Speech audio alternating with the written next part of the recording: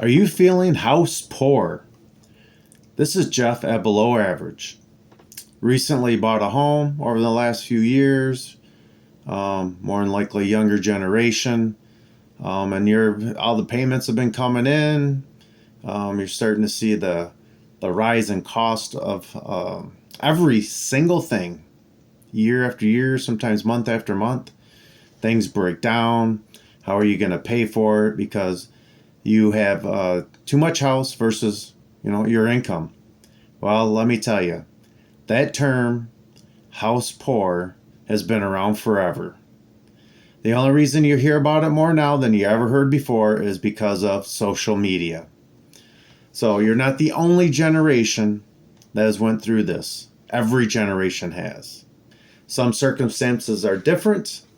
Obviously, I would say the higher the interest rate that's been going on over the last 4 or 5 years, along with the increase in housing cost, but probably a little different. Most of the time that I've seen when you go way back in the past, if the interest rates were high, housing didn't seem to follow that, just because of the affordability to be able to get a home. So this generation that's out there now might be feeling a little bit more of that impact. But here, let me tell you, if you are house poor, do not sell. Don't give up. Hang on and wait. Hopefully the interest rates will eventually drop. You somehow got into the home by what you were making already now. Suck it up. Get a second job if you have to. Work longer hours. Wait for that interest rate hopefully to drop.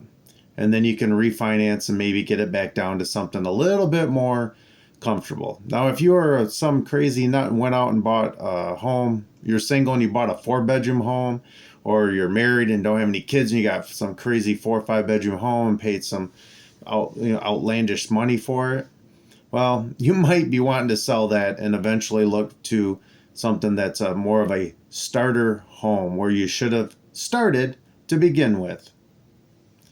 But let me give you some true life examples of things that will happen if you stay in the home and you feel your house poor. You got to work more, but I'm going to give you some examples. I've been through it my whole life. So you will probably have to work extra hours. You will have to get a second job. But here I am to tell you that 15, 20, 25 years down the road, if you stay in that home, no matter how tough things get, that that will be probably your biggest nest egg that you'll have going into retirement, knowing that your house is almost paid off. You'll see all the equity that's in there. Don't go get crazy and pull a bunch out because the mortgage industry and the neighbors and your friends or family are saying, oh, just pull out the money and go do a big remodel on the house, and you're stuck with another payment on top of your original payment for another 10, 15 years. If you can't pay cash for it, don't do it. The best scenario there is that in the long run, you don't get maybe what you think you wanted or deserved, but you're not in debt. You take that stress away. Maybe hopefully be able to get rid of that second job or the overtime at a later date, but maybe not. Because the other things that are coming, if you have a home now that you might not realize in 10, 15 years, property taxes are going to go up. Your homeowner's insurance is going to go up, and the inevitable something's going to break down or continuously break down, and you're going to have to try to fix it or have to live with how it is until you have enough money to end up fixing it. But all these things will make your payment go up over time. Just to give you a small example, and for myself, the homeowner's insurance and property taxes originally on our house per month was about $150 a month. Starting next month, because my homeowner's insurance shot through the roof on me, that it's going to be about 200. It's going to be about two and a quarter, 250 a month. Probably about 250 a month is what it's supposed to be going to. I haven't got the new thing from the mortgage company in the mail, but I know it's going to be coming. So if you look at that scenario over the course of 10, 15 years, it hasn't been much. It's went up a good $125 a month, but that's a lot of money. especially if you've lost numerous jobs over those time frames, restarted over, or you had some ailment or catastrophe in the family. All those can happen. On top of things break down constantly. We've already been through a couple dishwashers in our lifetime, the stoves, refrigerators, washer and dryers for whatever reasons. We've went through 3 or 4 of them. A lot of those things are partially broke down now, are going there. I have to end up looking at, eventually fixing that with having to replace a roof after it was already basically new when I got into the home. I already having to look at doing that for that's caused some other issues. All these things that you'll have if you're in a home long enough. But the best thing is you have to keep looking at what you still owe on it, what's your equity, knowing you've gotten 20 more years later on in your life, or 25, wherever it's at, and you'll be a lot more happy and comfortable knowing that you have that equity in there that eventually, hey, the home's going to be yours.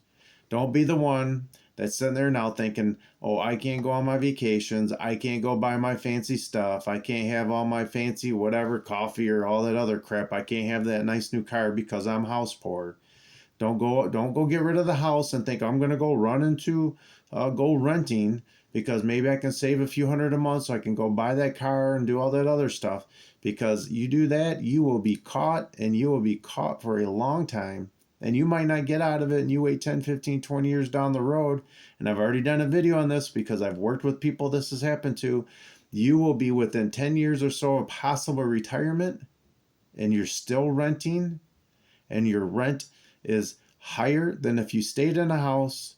And once you pay that house off, your rent will be 3, 4, 5 times higher than if you stayed in that home. And you'll be going into retirement and you'll be thinking, what in the world am I going to do when more than 50% or 60, 70%, who knows what it is, of my take home pay in retirement is just to go to pay rent to some other individual who has suckered you into renting so you can go run around and do all this crap 20 years earlier. Don't do it. Stay in the house, suck it up, live with it, wait for hopefully the interest rates to drop, then make a move there. Now, if you're an individual who's still out there looking and have never taken the plunge because you don't want to become house poor, and you're lucky enough that you move back home, if you're not staying at home saving that money, or move back home with your parents, or get 3, 4 roommates if you are renting, save that money so when these rates do drop and something does become available where you could possibly purchase, that you can go jump on that and end up helping out with your down payment to your no matter what you put down, it's going to feel like you put down a ton of money and your payment hardly dropped. It still can be a big payment. But you'd rather be doing that when you look at yourself 20, 25 years in the future and realize at least this house is almost paid off. That's what you want to do. Don't go run and buy a trailer. Now, I'm telling you, this is a channel for below average. So you go find a home that, if it has to be in an older part of a neighborhood, it has to be small. Back in the 60s and 70s, 50s, a lot of the homes were 900 square foot, 2-bedroom. You might have to go look for something like that. Look for something that old, because that's going to be the cheapest way for you to get into something and be able to maintain it. There's nothing wrong with that. If you end up having to do that, that's what you go do. You'd rather be doing that than paying rent, or maybe moving into a trailer, and years down the road, you're not going to be happy with all those issues that come up with all those things of they just suck the money right from you. Especially renting when somebody else that doesn't even live in the area and you're in an apartment complex is taking all that money. That place has probably been paid off forever, and they're just making all kinds of crazy money on you and keep upping your rent. And all you hear is, well, the cost of living's went up for me too. My property taxes went up. So we have to up your rent too. Oh, really? Okay. Yeah. But so stay in the house if you're in one. Do everything you can to hold on to that sucker. If you're looking to get into one and you're just waiting for the rates to drop or waiting for the right home, you better be hopefully back home at your parents' and saving money. If you are renting now, get the heck out. beg, do whatever you have to do to move back in with your parents so you could save money. And within a year or two, you will have a massive amount of money to put down. Don't go blow it. Don't go buy a new vehicle. Don't get stupid and buy all kinds of things you don't need. You're doing that to put money on a house so you can get out and get into that home with a big down payment. Simple. I've done videos on this, buying versus renting.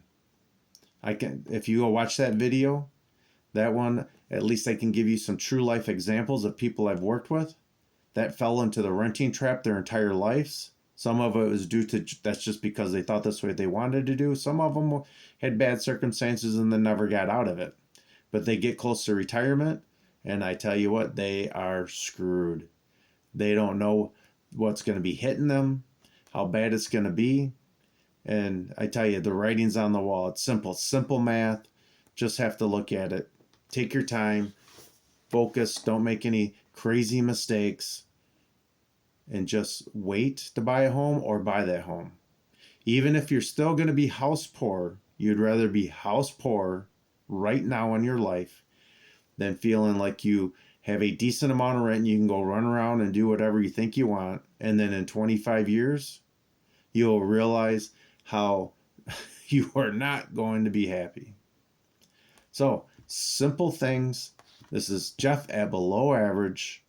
Just keep a constant state of mind on thinking about these things through, fully through before you make any kind of decision. And you will see numbers don't lie. They never do. Even if it's going to be tough now, don't worry about it. Just go do it.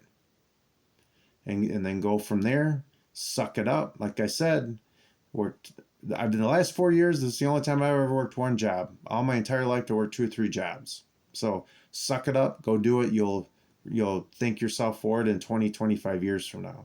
So, hey, this is Jeff at Below Average. Please like, subscribe, comment down below. Let me know, are you feeling house poor? How was it before you bought the house? How do you feel now? What are you thinking? And if you don't own a home, where are you at? Are you renting, trying to save, which is probably impossible unless you got 4 or 5 people living with you? Or you went back home to your parents to save money to go? Let me know down below, because everybody is looking at this. We're hoping the rates drop, starting next year. We'll see some changes. Get some breathing room in there for you guys so you can get out there and enjoy purchasing a home and seeing the great benefits of the equity that you will build up in your lifetime. Thank you and have a great night.